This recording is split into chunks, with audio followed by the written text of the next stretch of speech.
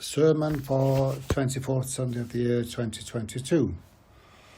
The parable of the prodigal son is one of the most well known in the Gospel.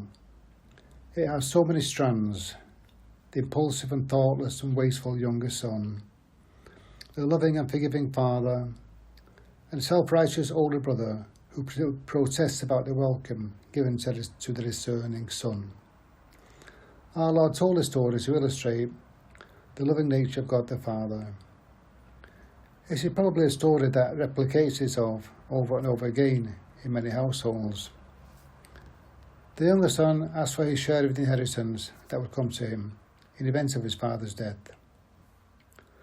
The father would probably leave all his hard-earned money to both his sons, presumably each having the same amount.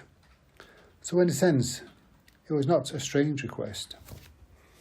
Maybe the father thought he was going to invest it in some sensible business venture, maybe by buying himself some acres of land to cultivate or some cattle to raise. But instead he went and wasted it all in some selfish pleasure, and then found himself starving in a foreign country because of a severe famine with no means of supporting himself. He was given a job of swineherder and would gladly have eaten the same food as the pigs. Then he realised it was better going back home and asking his father's forgiveness and just getting a job as a hired hand like the other servants. At least he would have food and shelter, which he was not getting where he was.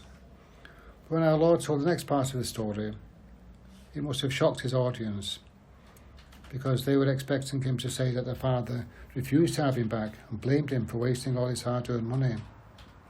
But the father runs out and welcomes him and orders the servants to put a robe on him, a ring on his finger, and sandals for his feet.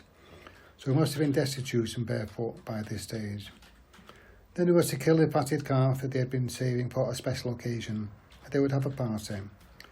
So it shows that God has no limits on forgiveness, as long as we are contrite and sorry for our failings.